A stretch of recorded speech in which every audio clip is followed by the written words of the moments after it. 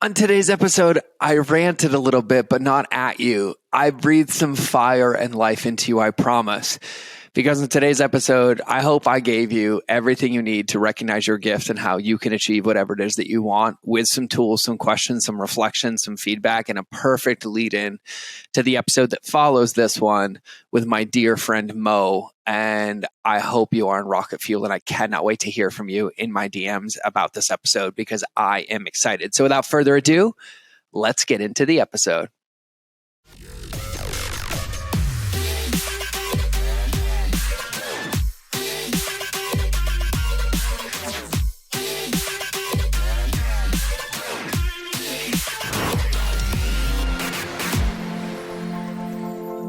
All right, everybody, welcome back to another episode. This feels like a very special episode. And in a way, this feels like episode 001 because this is my first episode back since wrapping our incredible Lighthouse Business Accelerator event, our customer journey event, the most epic, world famous rock, paper, scissors championship event in the world. And this event was special. So special that people are already trying to book their tickets for the next one, and we don't even have dates yet, but special. And I feel like I'm in a rebirth right now, and it's kind of contextual to today's episode. So this week, after you listen to this episode, there is an incredible episode coming up with one of my dear friends, one of my soul brothers, a man that I learned from, that I respect, that I admire, like the king of communication and short form content and psychology. And we had this incredible conversation about resiliency and experimentation. And I want to explain this metaphor and this story for you because I feel this in my bones right now. I feel a rant coming on, but this is a loving rant. I'm not going to yell at you, but I just feel a rant coming on. And I feel this rant rooted even deeper after our event. And being in that room with 70 people and having all of them in the comments after the event and sharing their takeaways in the event and watching their videos after the event, saying the same thing over and over and over again as the breakthroughs. And it just deeply, deeply rooted in my belief about today's podcast for you. Okay. So I want to dive into this conversation for this interview with Mo. And like I said, we talk about resiliency and experimentation, and we did this interview in person, which was incredible because Mo was in my office. And that experimentation is an act of self-determined resilience. Experimentation is an act of self-determined resilience. And when you consider how those go hand in hand, it allows you to recover from losses more quickly to create new experiments or wrapping paper. Now, that sounds like a very fancy way of saying basically, if you want to live, then every moment you have to choose progress consistently over the greatest span of time ever. Irregardless of how hard it seems, how cloudy it seems, how impossible it seems, how I can't get out of bed, how I can't get off the couch, you have to keep stepping forward and keep making progress. And it's very, very, very, very important because I watch people quit all the time. I watch people give up. I watch people stop trying to change the world simply because nobody was attracted to the wrapping paper. But the gift inside the box was one of the greatest gifts in the world. And that gift is your gift. So if you're listening to that, that's your message. That's your gift. That's your skill in the world. That's your process. That's the thing that you help people with. That's the thing you inspire people with. That's the thing that you want to share. That's the thing that keeps you driving every single day to wake up when it's hard and you're in the face of entrepreneurship. Like, you know, in you, deep down somewhere in you, that you have that to share. And it is your responsibility now that you have an awareness to keep sharing that. But you also must understand that just because you have that gift, and I have a gift, and everybody has a gift, and we know how good that gift is, it's also our responsibility to make sure that everybody else can understand that gift, not expect them to understand it, the first time or the second or the 700th or the 1000th. It's our willingness to understand and love our gift and show up every single day and keep trying to change the wrapping paper, learning new lessons, changing it again, learning new lessons and changing it again consistently, that creates success, that creates momentum, that gives us clarity, that creates the confidence to keep going, that builds momentum, and that keeps this entire thing on a guaranteed path to success. And instead of getting discouraged when an offer stops working, or nobody watched the video, or nobody commented on the video, or I didn't get any DMs, or nobody opted in, instead of getting discouraged and allowing it to freeze us, we have to recognize that it doesn't change the value of the gift that's behind that wall, that's on the other side of that opt-in, that's on the other side of that credit card purchase, or through that content. But it does mean that how we're sharing it with the world isn't landing, or it's not resonating, and we have to keep showing up consistently. But if we believe the story, if we get in the way and we start to believe that our gift sucks because people aren't responding to it, or that nobody's clicking on it so I should quit, or nobody's listening to my podcast so I shouldn't keep working on it, all that does is create stagnation. And the longer we stagnate, the more it becomes true and harder to change. And so consistency forward, irregardless of circumstance, while trying to find clarity, while trying to find the next step, while building your confidence to go, is the way to win this game. And it's really, really, really, really important. It's really, really important. And I wanted to talk about it on today's episode, and I'm getting a little bit emotional thinking about it right now. And so what I mean by resilience is that you continue to choose you. Because we know that it's going to be hard. We know that it's not always going to work. Like this podcast alone, like this is episode 370 of this podcast. And I think for the first 200 to 250 episodes of me doing 3 episodes a week or 2 episodes a week, we didn't get more than 100 downloads an episode. Like that was our big number. And then I think on a week, our big week was like 400 episodes, but in the first 50 or so, it was like 25 and 50 and 50 and 50 and 50. And looking across, I mean, I had a private Facebook group of 5,000 people. I was emailing the podcast out to, I don't know, around 20,000 people. We were posting it on Instagram, like 6,000 people, and we were getting these small numbers of downloads. And what's really funny is I never even knew. I didn't even look. Like when I was recording the podcast, like I was doing it because I just wanted to record the show. I wanted to be consistent. I just wanted to let it grow and let it evolve. And I won't go listen to my early episodes. They're embarrassing to even think about the things that I said. Like I probably will. I could go therapy myself on the old episodes, but I just kept doing them consistently and consistently without ever looking at the downloads. And then one day I logged in around like episode 310 or something, and I was like, holy shit, there's a lot of people listening to this podcast. And I looked back, and it was so crazy because it was like nothing. Like, I'm glad I never looked, because I might have stopped. I might have stopped. I doubt it, but I'm joking. But it was low. And then it was like one episode, and one episode popped it. And then after that episode, the big spike stayed up, and that episode had like, I don't know, a couple thousand downloads, and then the numbers stayed up. And then there was another one that popped, and it was random. Like the episodes didn't make sense. I don't know why they popped. We didn't share them any differently. We didn't edit them any differently. The content I feel like was just as incredible as some of the other ones, but they just popped because of that consistency. And so I'm saying this to you because I need you to understand, and I want you to understand. I want to tattoo this on your soul. Like if you were in front of me and I had a tattoo gun, I would tattoo your brain, your heart, your soul to remember that no matter what happens, if your platform works, if your videos work, if the offer works, if it doesn't work, if you get stumbled down, if you have 28 failed startups, like none of that is evidence to ever doubt your gift or your ability to win in this game.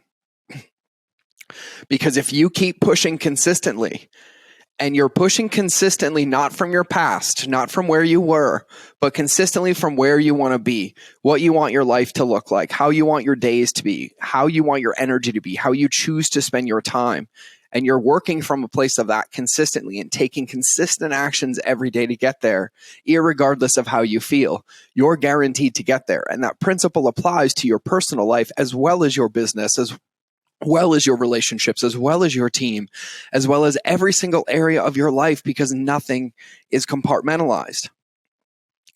And so you have to be willing to play this game where you also recognize that you are the star player. Like, you are the quarterback on the field, for lack of better terms. You are the talent. You are the Olympic gold medalist. But you are also the coach. You are also the manager. You are also in charge of the entire field while also being a star player. And you have to be willing to separate your performance from your self-worth. You have to be willing to separate that the video didn't work doesn't mean you're bad or you failed or the video sucked. No.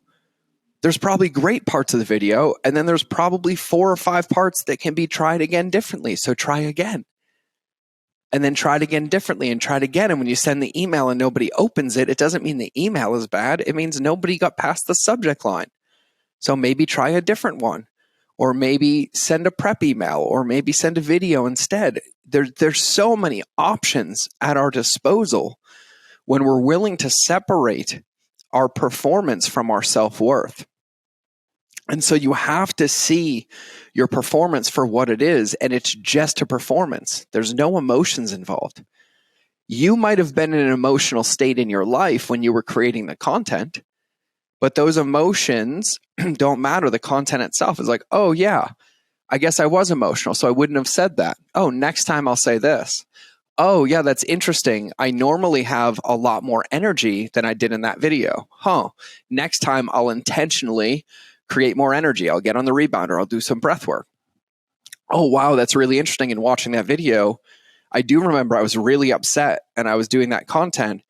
But now in watching it, I also realized that I blabbed a lot. Like, I used a lot of filler words. I wasn't confident. Okay, cool. Next video, let me make sure I review my notes so I'm clear on what I'm going to do. Okay, cool. Let's record a new video. And so when you start to understand that, the game of entrepreneurship, the game of marketing, the game of building a business, building a team is really taking as many swings at bat as possible. And when you win, great. Don't get attached to the win though, because the next swing is going to be different. And when you miss, be willing to look at what you could have done differently and then try to swing again. And so this is a game of consistency over intensity. This is why I say go read the book Vivid Vision, get clear on what you want it to be, come back, read the book Personality Isn't Permanent by Benjamin Hardy, and then take that and apply it with Atomic Habits or My Wedge of Expectations to start working towards this direction. And then go read the book The Gap in the Gain so you can start to develop evidence for yourself on how you've won and how you've always overcome everything that you've wanted to overcome. So when things get hard and resiliency is required, you have a pool of evidence to choose from that shows you how you've overcome things like this before. And remember, when this happens, take a breath. And what's best for you when this happens is intentional thinking time. Go think with this and ask these questions.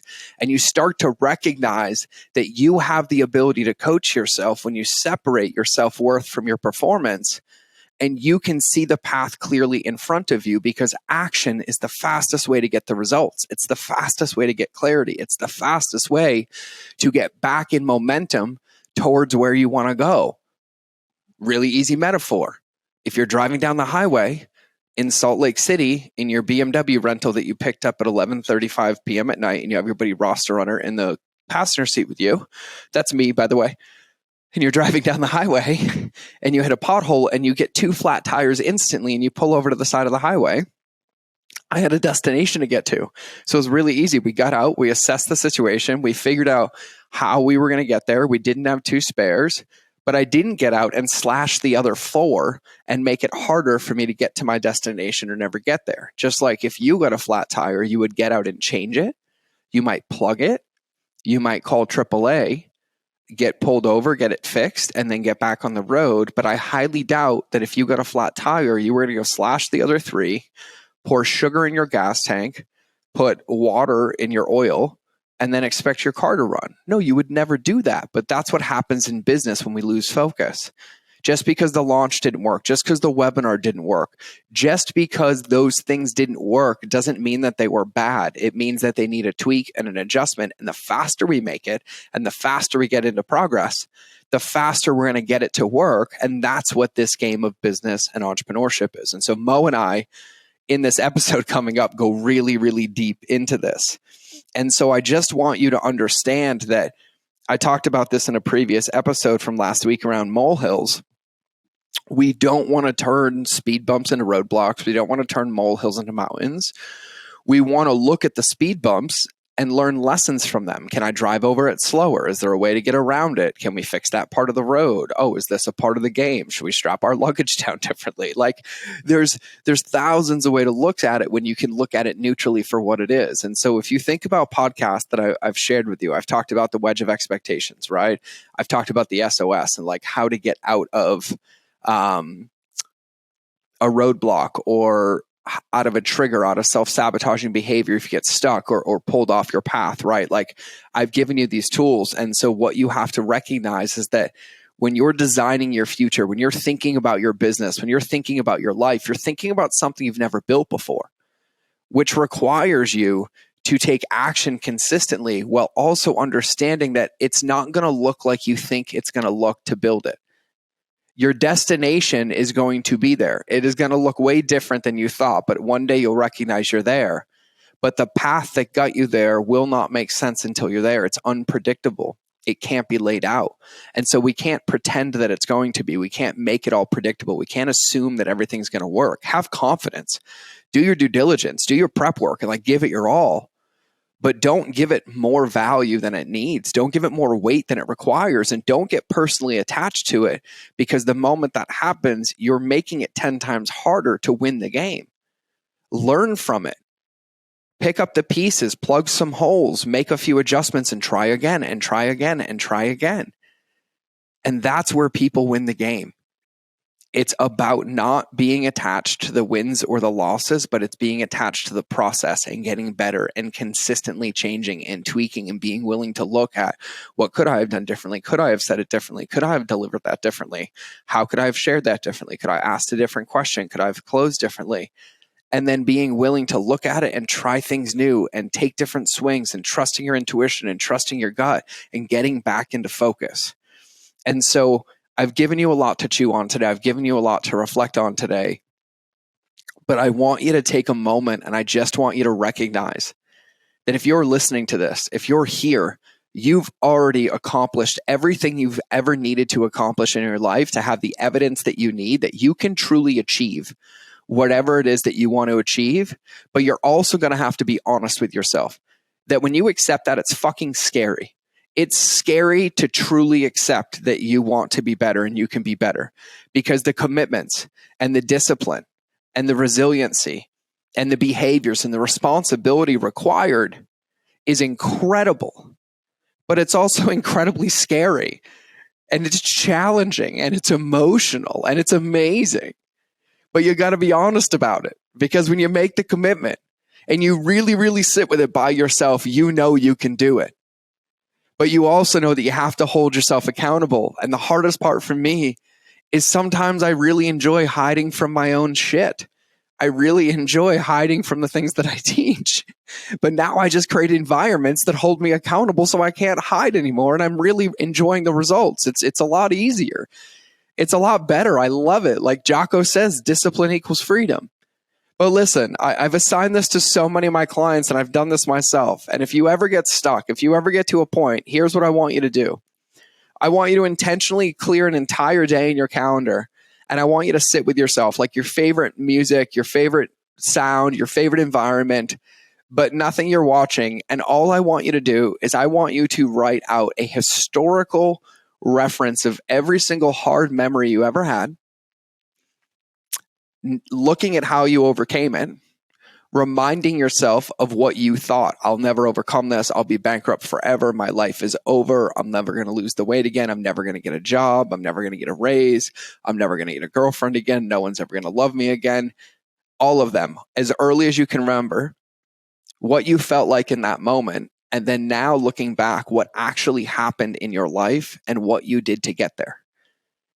And I want you to make a biography of your wins, of your resiliency, of all the evidence that you'll ever need to recognize how powerful you are, how great you are, irregardless of what your life looked like, irregardless of what the situations looked like.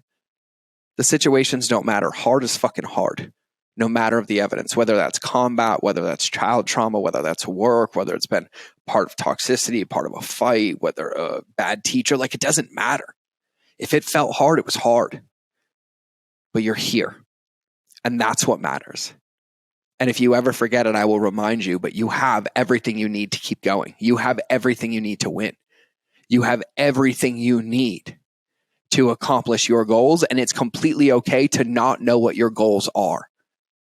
It's hilarious to me that I'm 39 years old and I feel more lost than I've ever felt in my life.